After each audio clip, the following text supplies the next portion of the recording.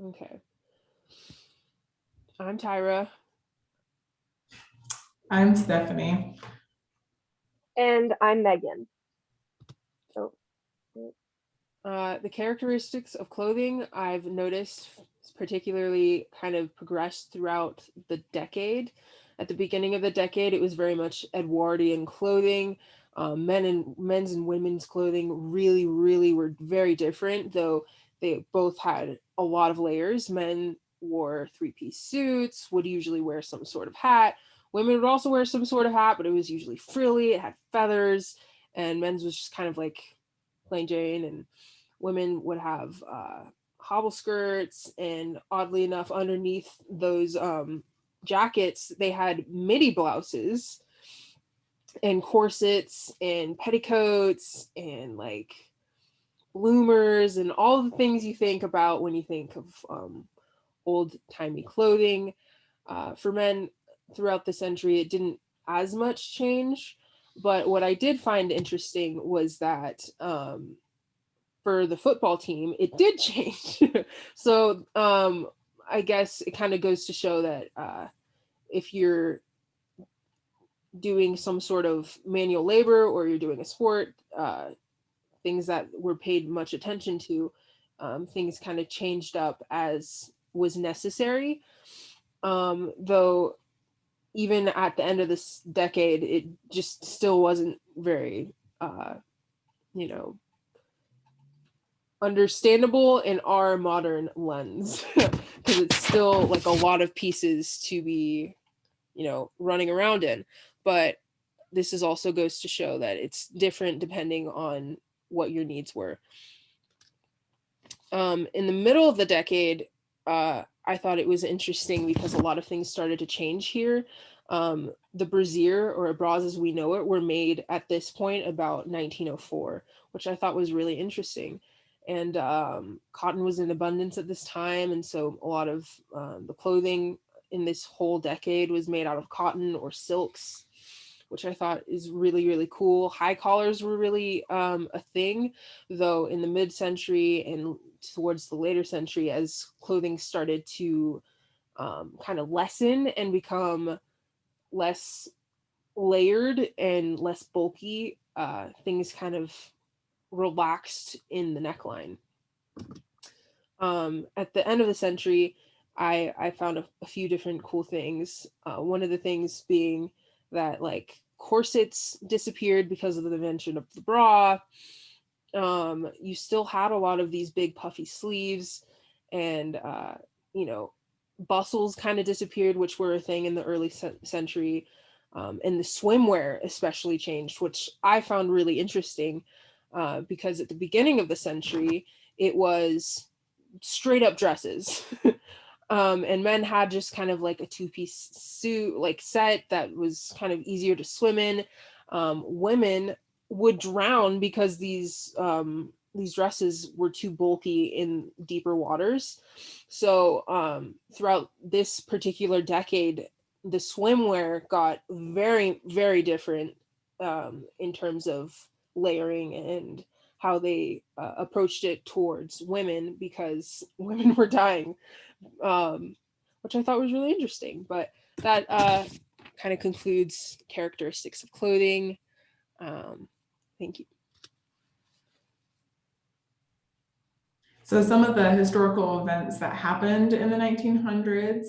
First, I kind of want to talk about how the Exposition Universelle, I can't speak French, so I'm sorry about that, but was held in Paris. And so that was a major thing because that was a big world fair that they got together, and this was a great place for people to see different people's fashions, how they dressed, and got ideas from that. As well as the International Ladies Garment Workers Union was founded. And so a little bit about that union, they represented workers in the women's clothing industry, and they actually went on strikes throughout the 1900s in New York City, which resulted in conditions of the garment workers, the garment makers improving. So some of those improvements that happened were the wages were increased for them, the working hours were reduced. The union was recognized by the clothing manufacturers, and they were able to establish a board that was able to handle labor management disputes. So all of that really affected fashion by allowing those workers to work more effectively, because most of them came from sweatshops and a lot of them were Jewish. And so this allowed them to have more of a operable job that allowed them to provide for their family and just to perform better, which got better clothing, allowing us to have better fashion in the 1900s. And so further on, moving forward, the Brownie camera was invented, allowing for the snapshot. So that helped with fashion being able to be circulated more quickly because they didn't take as long to take pictures. And so it increased the circulation and people started buying more. Same thing with the 1901 when Queen Victoria died and her eldest son, King Edward VII, was crowned, whose fun fact nickname was Birdie. I thought that was kind of fun.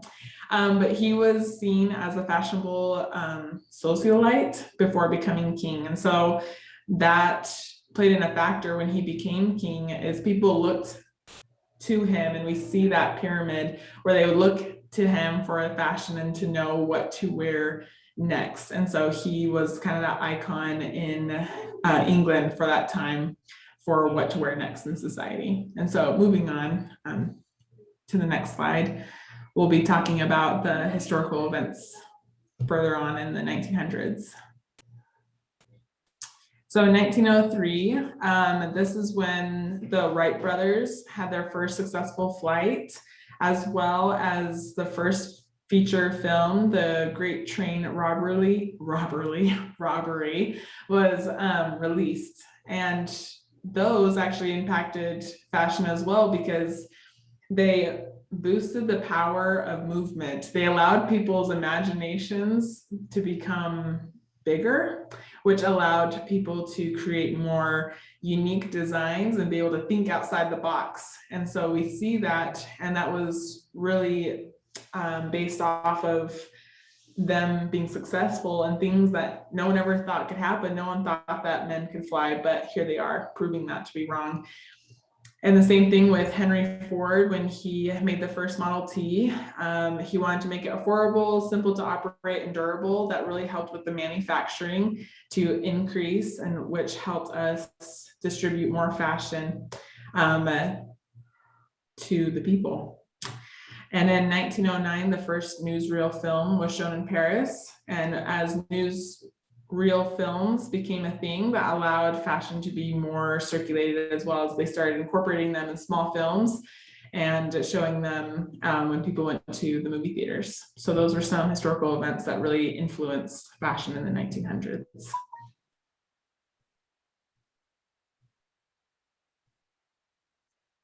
All right, I have the designers for 1900s to 1909, and this is, I decided to highlight these designers, Coco Chanel, Paul Poiret, Moriano Fortuny, Madeleine Vionnet, and Fort Worth.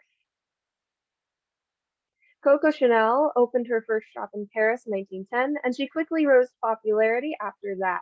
She was a champion for the understated minimalism and reached her height of popularity in the 1920s. One of her famous lines goes something like this: "Every morning when you leave the house, look in the mirror and take one thing off." She coined the little black dress and the quilted purse. Paul Poiret is often credited with the invention of the bra. This is not true. The woman who actually invented the bra was named Mary Phelps Jacobs. That's irrelevant to this presentation. Some things that Poiret did invent was the way we see the runway and the way the runway is set up today.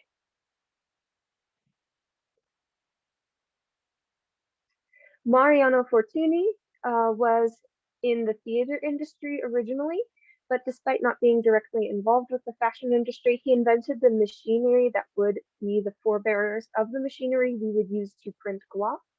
He also preferred a minimalistic approach to the design, as you can see in the blue dress to the side. Madeleine Vionnet is really, really influential in the next century, Madeleine Vionnet brought the bias cut into Western common use. She was famous. She was a famous European courtier that changed the silhouette of the modern woman. Europe didn't see much of her influence until 1912, but it was during this decade that she built up her resume and climbed the fashion ladder. Ford Worth was a famous designer from the mid 1800s to the mid 1900s. His magnum opus is easily the peacock dress. This dress was made for Mary Curzon, Baroness Curzon of Pendleston.